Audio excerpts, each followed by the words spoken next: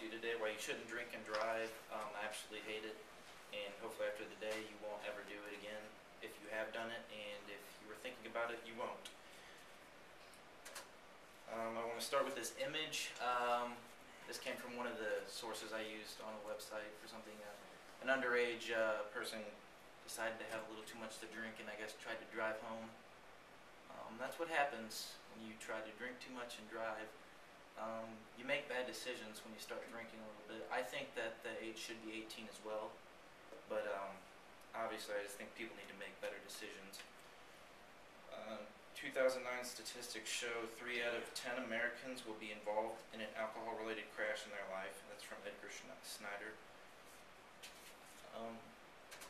The 3 main topics I'm going to cover is the alcohol in the crashes, involved in the crashes, alcohol-related crashes anyway, consequences to maybe drinking and driving, and what you can do to maybe prevent it. My first main point is crashes involving alcohol.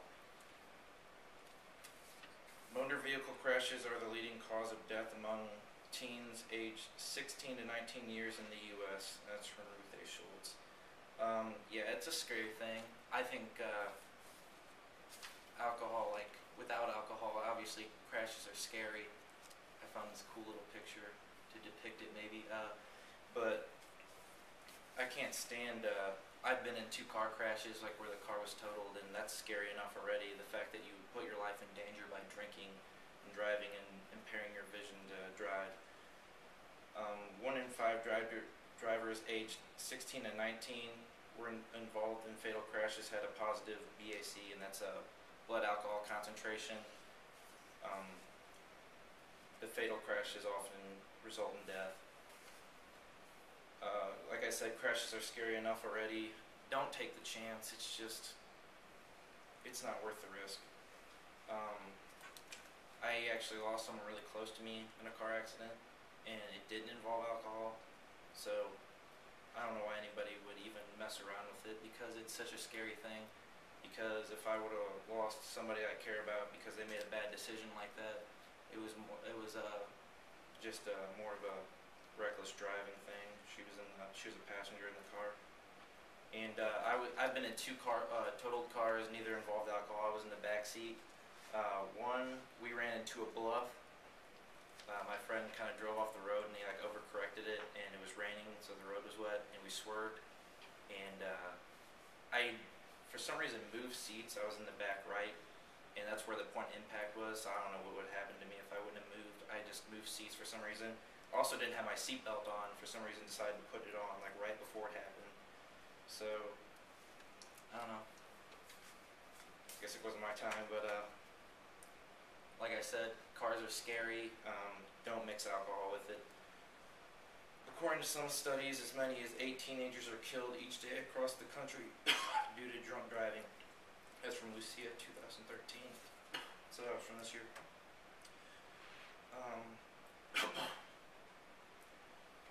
Crashes are a consequence in themselves, but I'm going to talk about more of the consequences in my next topic. Consequences you can face. The severe consequences aren't worth the risk. You can get a DUI if you get pulled over and you're drinking. If you get a DUI, I mean, good luck finding a ride to work. It's going to suck. 0.08 is the limit when you drive. To get to 0.08, it's different for everybody depending on size and whether you're male or female, but I think it said like the average 150-pound man, so like if you drank like 3 beers in an hour, you'd be at like 0.06 something, so you need to stand for 4 beers in an hour if you are 21. If you're under 21, the legal limit is anything over 0, you're going to get a DUI probably. I worked with this guy, he's 21, he's like 24 or something like that.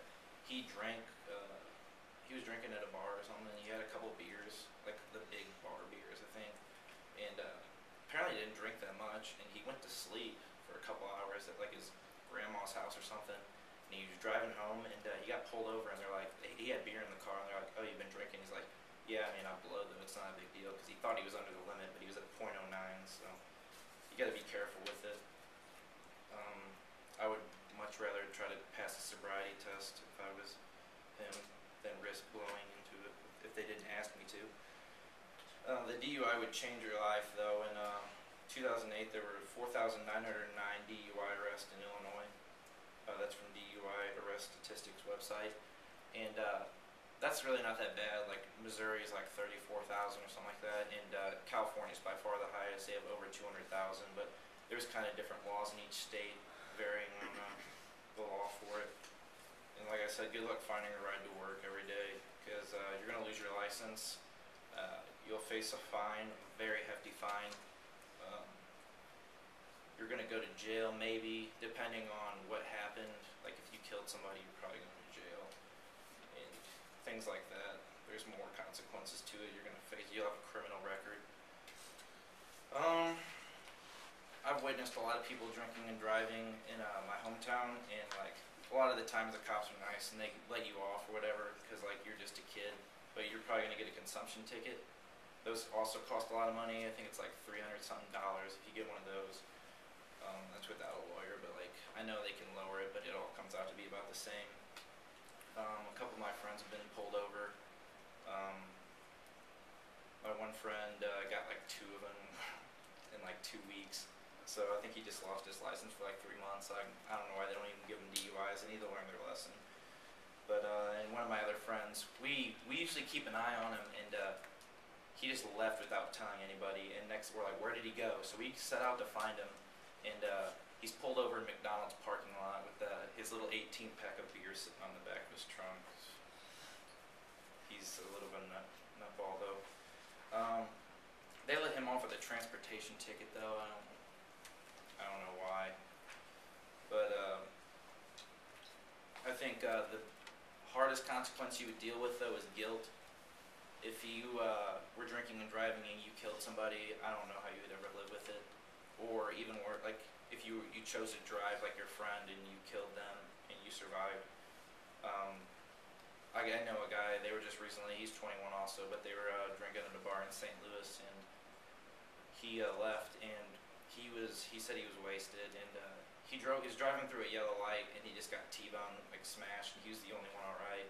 I mean, and I think everybody ended up turning out being fine, but they all like got taken out on stretchers except for him. And he said it's like the worst feeling he's ever had because like he had to sit there and watch all of his good friends get taken out on stretchers. He was driving. Like it might not have been his fault, but he was. I mean, if he wasn't drunk, he might have been able to see the guy coming and hit the brakes, been more aware.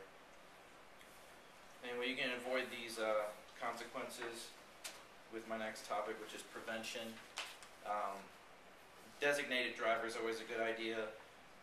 There's always somebody you can call also. You can call me, call your mom. I'm sure she'll be more proud of you if you went ahead and called her instead of driving home drunk.